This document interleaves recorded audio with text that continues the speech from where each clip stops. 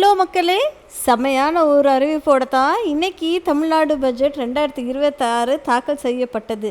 அதாவது ஆகஸ்ட் 3, 2026 அன்னைக்கு தமிழக சட்டப்பேரவையில், அதாவது தமிழ்நாடு அசம்பிளி பட்ஜெட் தொடர்பான சில முக்கிய நிகழ்வுகள் நடந்தது. அது எப்படி சொல்லுவாங்க அப்படின்னா, ஃபஸ்ட்டு சப்ளிமெண்ட்ரி எஸ்டிமேட்ஸ் 2026 அப்படின்ற மாதிரி சொல்கிறாங்க. இதில் யாரெல்லாம் பெனிஃபிட் அடைஞ்சிருக்கா அப்படின்னு சொல்லி பார்த்தானா, மகளிர் உரிமை தொகை பற்றியும் நிதி ஒதுக்கீடு ஆயிருக்கு. கலைஞர் கனவு இல்லம் அதுக்காகவுமே நிதி விரிவுபடுத்தப்பட்டிருக்கு.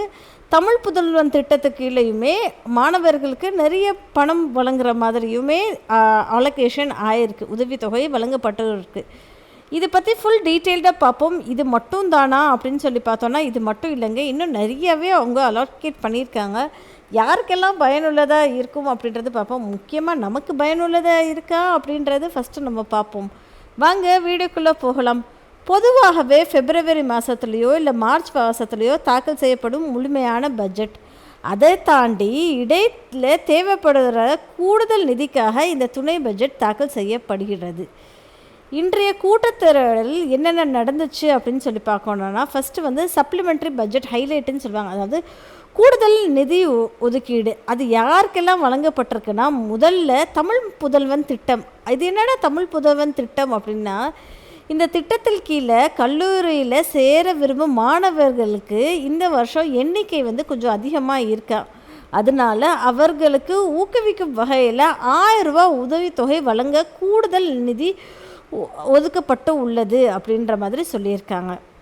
அடுத்தது மகளிர் உரிமை தொகை அப்படின்ற மாதிரி விடுபட்ட தகுதியுள்ள பெண்களுக்கு வழங்க ஏதுவாக கூடுதல் நிதி ஒதுக்கீடு குறித்து விவாதிக்கப்பட்டது அப்படின்ற மாதிரியும் பேசு பொருளாக அவங்க பேசியிருக்காங்க, கான்வர்சேஷன் நடந்திருக்கு.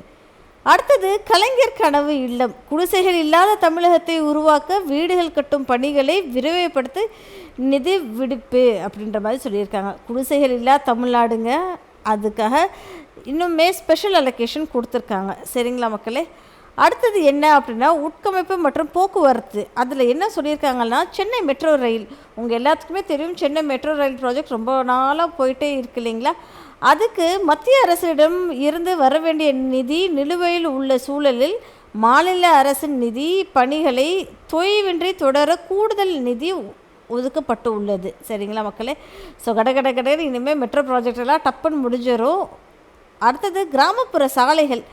பருவமழையை தொடங்குவதற்கு முன்னதாகவே பழுதடைந்த சாலைகளை சீரமைக்க சிறப்பு நிதி அறிவிக்கப்பட்டு உள்ளது. ஓகேங்களா? அடுத்தது கல்வி மற்றும் சுகாதாரம். அரசு பள்ளிகளில் புதிய வகுப்பறைகள் கட்டும் பேராசிரியர் அன்பழகன் திட்டத்திற்கு கூடுதல் நிதி ஒதுக்கப்பட்டு உள்ளது. நிறைய ஸ்கூல்ஸில் தேவையான கிளாஸ் ரூம்ஸ் இல்லாததுனால இந்த ஒரு முடிவை தமிழக அரசு எடுத்திருக்காங்க.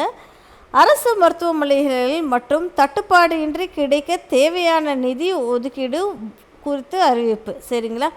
மருந்து தட்டுப்பாடு இன்றி கிடைக்கணும் அப்படின்ற மாதிரி சொல்லியிருக்காங்க. நம்ம எல்லாத்துக்குமே தெரியும், கவர்மெண்ட் ஹாஸ்பிட்டல்ஸில் நிறைய ஸ்கேர்சிட்டி இருக்குது, மருந்துகள் தட்டுப்பாடு எல்லாம் இருக்கு இல்லைங்களா?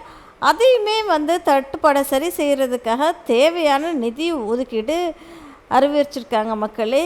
இதில் நம்ம எல்லாருமே பயன்படுவோம் அப்படின்றது நம்பிக்கை நமக்கு டெஃபினட்டாக ஹெல்ப்ஃபுல்லாக இருக்கும். ஓகேங்களா? இதே மாதிரி தொடர்ந்து நீங்கள் தெரிஞ்சுக்கணும்னு ஆசைப்பட்டீங்கன்னா மறக்காமல் சேனலில் சப்ஸ்கிரைப் பண்ணிக்கோங்க.